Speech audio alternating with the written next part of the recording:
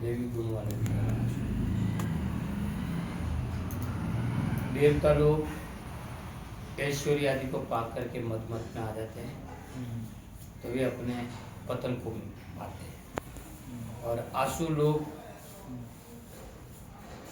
अभिमान में आकर के जब स्वर्ग आदि को पा लेते हैं तो इनको घमंड आ जाता है, अभिमान आ जाता है, और अभिमान में चूर हो जाते हैं, तो ये पतन को प्राप्त होते हैं। एक बार देवता लोग अपने ऐश्वर्य आदि से, देवलोक आदि से पतन हो गया और दैत्यों का राज हो गया, दैत्यों के अधिपति हो गया, ये गुफा कमरों में भटकते रहे। तो उस समय देवता सब मिलकर के भगवान के पास में गए, भगवान हरि के पास। तो भगवान हरि ने कहा कि अरे देवता, अभी तुम्हारा समय अनुकूल, समय ठीक नहीं है, तुम्हारे पक्ष का नहीं है, इसलिए आप लोग अपने पक्ष के समय का इंतजार करो। इनका मतलब ये नहीं कि तुम हाथ के ऊपर हाथ धर के बैठो, आप कुछ यत्न कीजिए। तो क्या करें कि तुम समुद्र मंथन करो, समुद्र मंथन करने पर अमृत निकलेगा और उस अमृत का पान करने पर तुम अमर जाओगे। परंतु अमृत निकालना कोई सामान्य काम नहीं, बहुत बड़ा काम है। और कोई बड़ा कार्य करना है तो अपना कोई शत्रु है, दुश्मन है, प्रतिपक्ष है, उनके साथ में आपको समझौता करना पड़ेगा, तो आपका कार्य शुरू होगा। तो क्या करें कि तुम देवताओं के पास में जाओ और उनको साथ में लेकर के समुद्र मंथन करें, तो उससे अमृत मिलेगा। तो भगवान के कहने पर देवता लोग गए दैत्यराज बलि के पास में। बलि उस समय राजा था दैत्यों का, तो उनको बात पसंद आई, तो दोनों ने मिलकर के समुद्र मंथन किया और उस 14 रत्न निकले, उसमें से अमृत निकला। वो अमृत का कलश क्या हुआ कि इन दैत्यों के हाथ में चला गया। अपने मारवाड़ में कहावत है कि जागता भी ताप को ज्यादा बलशाली है। तो दैत्य लोग घड़ी जागता रिया देवता, परंतु ताकरे माने दैत्य थे, तो उन्होंने धन्वंतरी से अमृत का कलश ले लिया। अब वो अमृत का कलश ले तो लिया दैत्यों ने, परंतु वे अमृत का पान कर नहीं पाए, उनमें विवाद हो गया।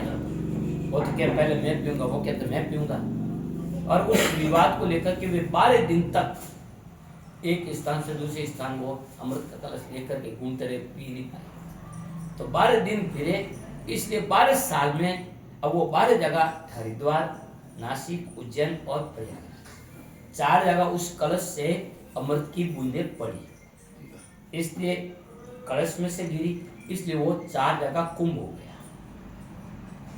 4 जगह कुंभ का अमृत का स्नान ये होता है।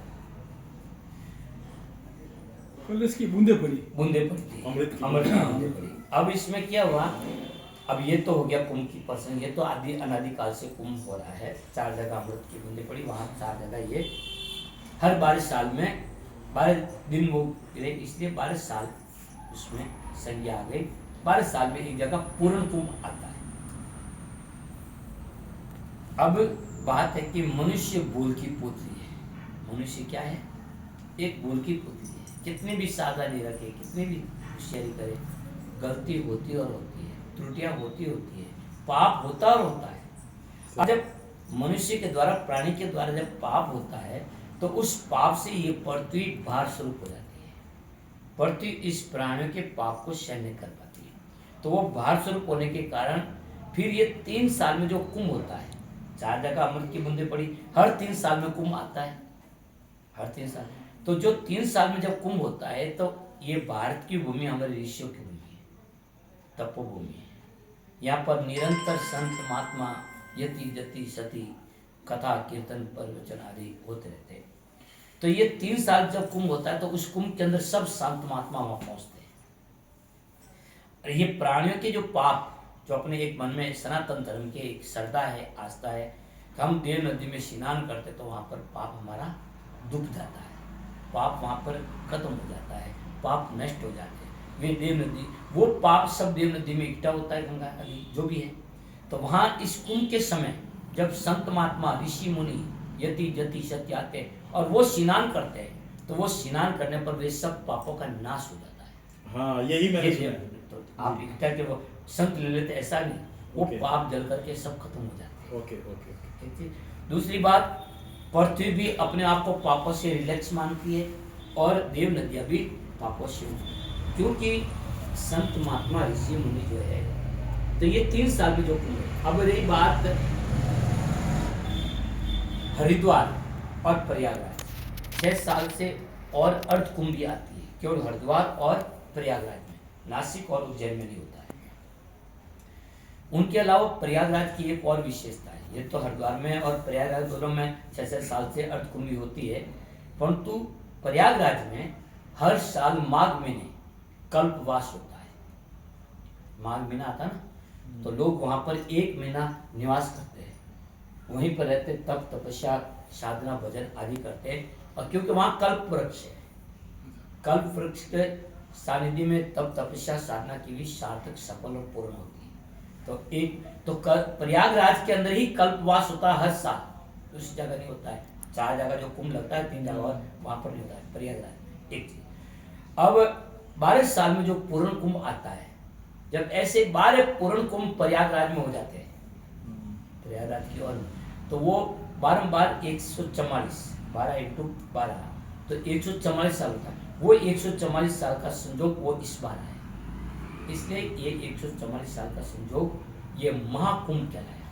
कुंभ नहीं, पूर्ण कुंभ तो ही है, परंतु पूर्ण कुंभ के साथ में 144 साल का जो संयोग है वो ये आया।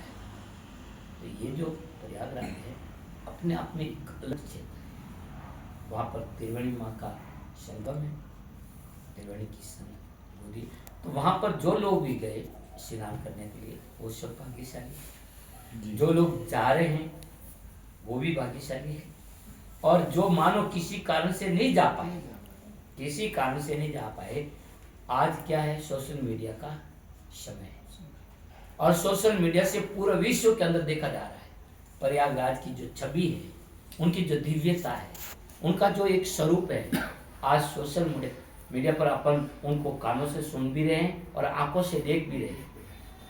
तो जो भी इस 144 साल के अंदर नहीं तो हमारे पूर्वजों ने देखा और नहीं आने वाली पीढ़ी देख पाएगी। हम भाग्यशाली हैं कि जो गए वो भी तो भाग्यशाली है ही, और ज़्यादा जो डुबकी लगाई है वहाँ पर गए, और जो जा रहे हैं वो भी, और जो मानो नहीं जा पाए किसी कारणवश, तो वो भी भाग्यशाली है कि उनके जीवन के अंदर ऐसा प्रसंग हमारे भारत भूमि के अंदर, ये भारत की भूमि ऋषियों की भूमि, तपोभूमि, तो ऐसा ही प्रसंग आया भाई।